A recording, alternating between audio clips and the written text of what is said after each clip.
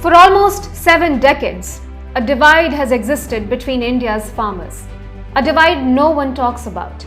A divide between a minuscule minority of big, rich farmers and a large majority of small farmers. Why is it that for decades, the government policies too have favored the few over the needs of the many?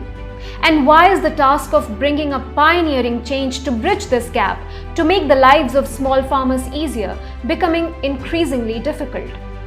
Who will care about India's small farmers?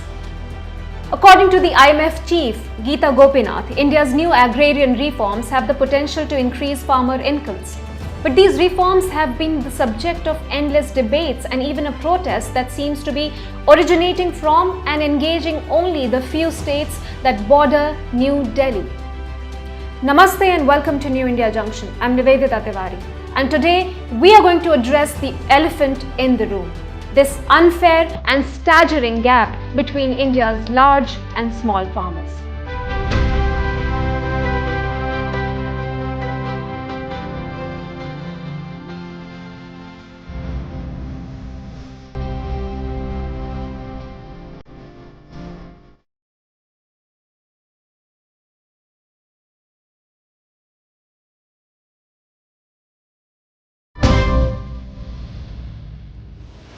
Let's begin with some numbers. According to recent figures, if we look at marginal or micro farmers in India with land holding under 1 hectare, the share has increased to almost 68%. This figure was under 51% according to 1971 census. This means that the number of micro farm operations have risen across the country. Moreover, if we club these together with small farmers, those with land holdings under 2 hectares, it amounts to a staggering 86% of the farm holdings in India. This means that the policies of the governments since independence, and especially after 1971, have led to an increase in the number of farmers living at almost subsistence level, while creating a small breed of rich farmers. These figures present an alarming scenario of power concentration and the reluctance to relinquish control. Simply put, for all these years, this divide has allowed the 14% of rich farmers to maintain an almost monopolistic hold over the hard-working remainder. How is this different from any other form of exploitation? Now picture a micro farmer who decides to begin a cropping cycle. How can this small farmer borrow from a bank with no history and no collateral? He has to borrow either from the local money lender or from the established commission agent at exorbitant rates.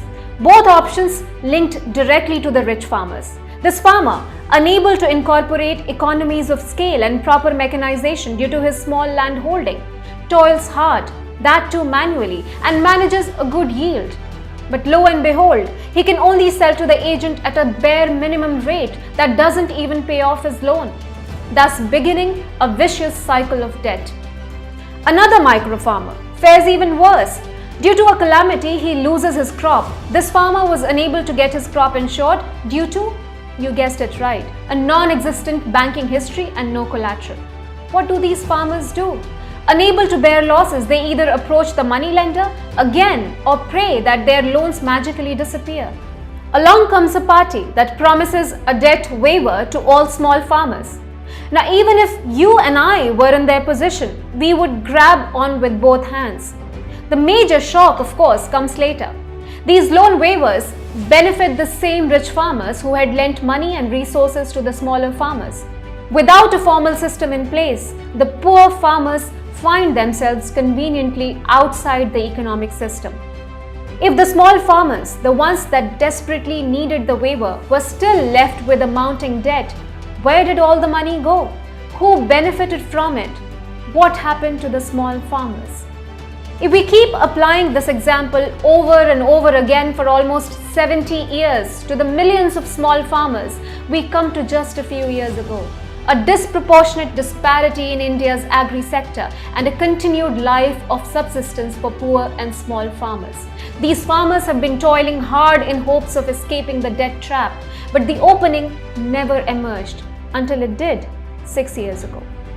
One of the first steps in bringing about change was with financial inclusion for the 118.8 million cultivators. With the PM Jan Dhan Yojana launched in 2014, the total number of Indians with access to banking services began to rise from a meager 53%. It crossed the 80% mark in 2018 and is well on its way to including all Indians in the system. With formal bank accounts, direct benefit transfers too assumed a new form. Every account holder, every micro farmer now had access to their savings and a formal link through which they could apply for loans on standardized and even subsidized rates. A renewed focus on micro irrigation offered a renewed lease on their livelihood. The next big announcement was the introduction of an inclusive crop insurance scheme. The PM Fasal Bima Yojana now offered an increased risk cover. The scheme removed the upper limit on government subsidy and even reduced the threshold for assistance, allowing for risk coverage even in the case of localized disasters. To strengthen those who are aptly called the backbone of the Indian economy, PM Kisan was launched with the assurance of a support income transferred directly into the bank accounts of small and micro farmers. This yearly amount meant little to a large-scale farmer, but allowed smaller farmers to procure the necessary agri-inputs that allowed the sowing of not just seeds, but the hope of a better, debt-free tomorrow. Under the PM Kisan, an amount of over 1.1 lakh crore has already been released, and the scheme now has an unbelievable 11.53 crore beneficiaries.